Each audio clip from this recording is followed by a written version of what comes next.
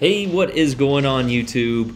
Aaron here. We are back, ladies and gentlemen. Today we are in the Holland running a full torpedo build, and as probably indicated by the clickbait on the thumbnail, we connect a lot of torpedoes. This is a pretty fun game, but it also highlights why you need to watch what your team is doing and don't be a dummy as my teammates. So our team gives up some pretty horrible disadvantages, and we try to recover it, but stay tuned for all of that in this video. The Halland, as you guys know, is a pan-European destroyer. She's got the fast-firing double turrets, but unfortunately, I think the Halland is pretty weak if you're not connecting, your torpedoes. She does not get the radar here at Legendary tier, but she's a great AA support ship and just a decent overall destroyer. I think she's more dependent on if you can get those angles, but part of getting those angles is skill and knowing where to put your ship.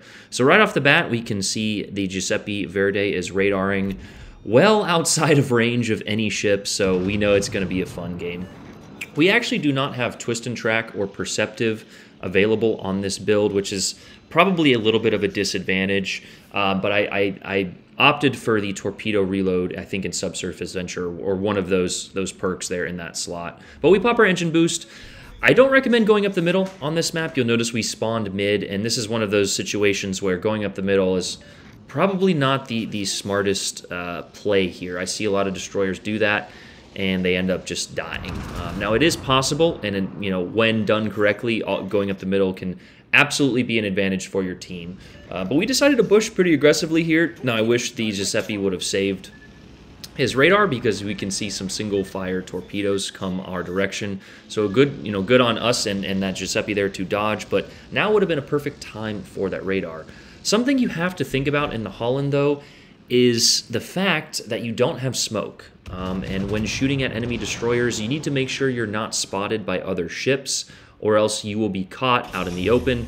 And that is generally how a lot of those, I've seen a few Hollands already, lose a good chunk of their HP. I've also seen it a lot with the Smalland, although the Smalland does get the option to switch between the radar and the health. Now, something I could have realized a bit sooner, but that is when the daring pops up, is we did lose our Shima in record time, getting dev struck by torpedoes. Sometimes it just happens. It's unfortunate. I took one the other day today in the Z46, and it just didn't go my way. But here's potentially a little bit of a tricky situation. I thought the Giuseppe Verde, who was right next to me, would have been, trying to focus this daring down. But you can kind of see he's just off in no man's land, no idea what he's doing. But we got a few decent penetrations on that daring there. But unfortunately, he is going to get away. You can just see, I'm like, what are we doing here? But just kind of further proving if we were caught out in the open and there was another battleship there, that daring would have chewed us to pieces. The lower caliber on these guns, you're basically shooting pea shooters there. So you want to make sure that you are definitely, when you get broadside, choose the AP, as it does decent chunks, as we are actually getting massively chunked in return. We would definitely not be able to trade with this daring without the team support, but there the Verde realizes that there's a destroyer. He decides to shoot him, and this daring has pushed way too far ahead. But you will also notice that our team is grossly outnumbered on the other side, so that is where we're going to go as soon as we, get a few shots or, try and help out our team shoot this daring. So kind of just proving our point here, even with the team focus fire, we have lost half of our health trying to, outmaneuver and outgun this daring, and I feel like the gun should be a little bit stronger. Now, I'm not spec'd into a full, gun build, but I truly think you lose the strength of the ship, which is definitely her torpedoes. I think fully maxed, you can get 94 knots. Now, we haven't had an opportunity, but again, I did not lie on the thumbnail. The opportunities arise later in this game. That is when the Shimakaze pops up. So just one of those games, and this is why, like we talked about, why I hate Capture the Base. Because we could easily control this game with the capture points, but unfortunately, it's Capture the Base, and there's only 2 capture points, which are, their respective bases. In Domination, I could have gotten into the C cap or whatever cap that is, and controlled the game, right? When you control that cap, the enemy ships are forced to push to you.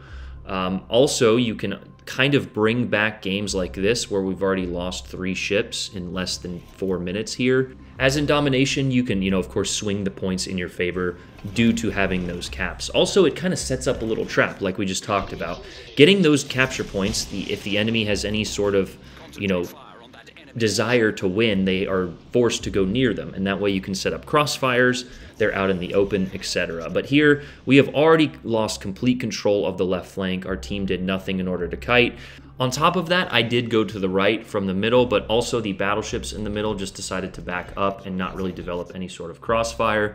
It is so frustrating to see a battleship just reverse and reverse and reverse in bow tank. It is like the lowest IQ play besides getting spotted as a destroyer, and there goes that Musashi. So we're down 4 players already. Now the good news is we do have 2 of their enemy DDs dead. Unfortunately, it's not going to matter a whole much because sometimes you need that alpha strike. You need the heavy-hitting battleships, and there we can see we have a Kurfürst, which has a 6-kilometer hydro, as well as a Des Moines, and actually a Giuseppe Verde out there. So all we're doing at this point is basically trying to defend the base, but with our fast long-range torpedoes, we actually do get a few on target, and we are running the legendary, I forget if it's a legendary or epic reload mod, but regardless, now we have an increased reload slightly for our torpedoes.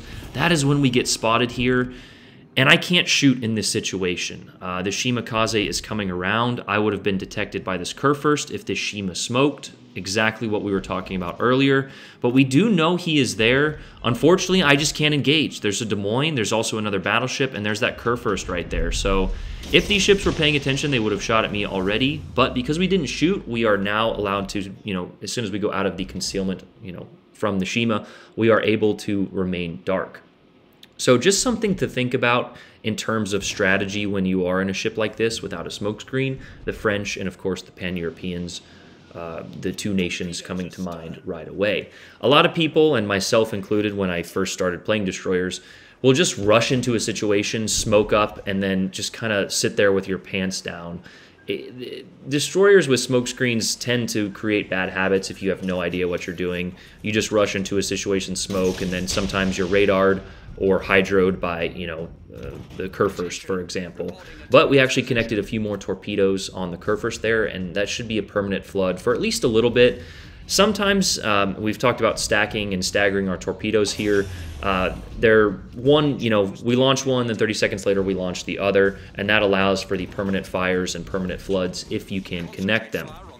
So I generally will launch a large spread, both launchers, if I don't have a ship on damage con. But as we had the Kurfürst on damage con, we're going to go ahead and launch one, wait about 10 to 15 to 20 seconds, guessing the damage con. American ships have about a 20-second damage con, so you can use that as a rule of thumb. And there we just confirmed that we did have the legendary perk. So we've got a ×3 now, 7 torpedo hits, and we're just going to keep it up, right? We've got about a 60-second reload on these torps.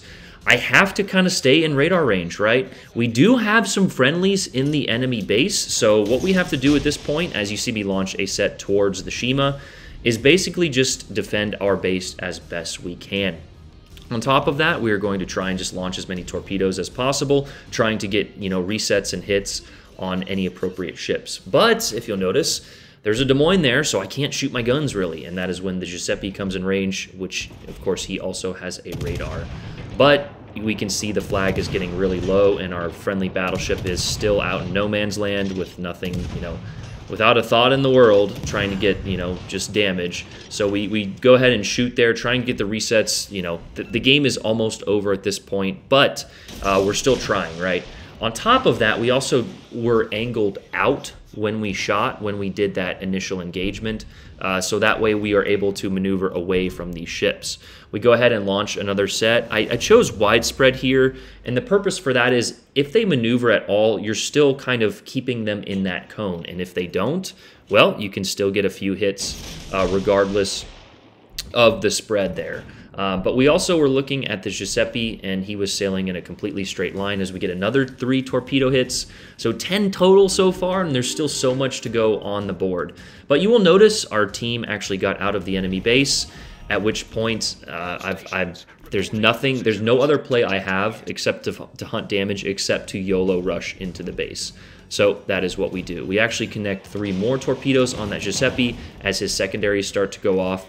The reason that we're not resetting the base as our Kurfürst goes down, so there's nothing left on this flank except for me, is the fact that Shima is in the base. The cap points are, you know, respective of each ship. So let's say that the Des Moines and the Shima were in the cap as we get focused. Again, we had no other plays. Our team gave up that game from the start. But we got one final set of torpedoes off, one more reset ribbon to finish the game. And if our ships at the enemy base would have potentially stayed in the cap, we could have won this game, even though our positioning was terrible as we get 3 more hits and the high caliber. So 16 total torp hits, not in an outrageous number, but definitely higher than average for this channel anyway, as that Giuseppe is actually still flooding. But unfortunately, like we mentioned, the Shima was still in the base. And on the topic of capping, if there are 2 ships in the base, the point influx is not doubled, but I think it's 1.4 or 1.3. We had a discussion about this, but basically if one of these ships is reset, it's going to take it's going to take like 60% longer than it would have if there were no ships. But a shout out to the Des Moines. He played moderately well, even though it's a Des Moines with, you know, on easy mode. And here you can see my team was filled with people who were trying to have fun. So one person above 1,000 there, and then we've got a bunch of 3 digits. But that's the Halland with a torp-focused build. Yes, if you can get your torpedoes on, we can get a nice damage total, but unfortunately, without a team, there's not much you can do. The Halland will be an excellent ship. I actually faced a division with the Halland and a carrier today, and they focused the hell out of me. So yeah, it will be an excellent ship for the choice in a carrier. With the carrier getting spots, you can utilize island cover. You couple that with the defensive AA perk, as well as you know, zoning torpedoes, and you'll do great. But in the meantime, I needed some better teammates in that one. But anyway, that is the Halland full torpedo build. Hope you guys enjoyed that one. What ships are you researching, and what ships do you want next? My number 1 pick, as you guys, most of you probably know, is the Hindenburg and the Venezia, as well as the Z-52. Those are my top 3. Let me know your top 3 in the comments below. I'm out. Peace.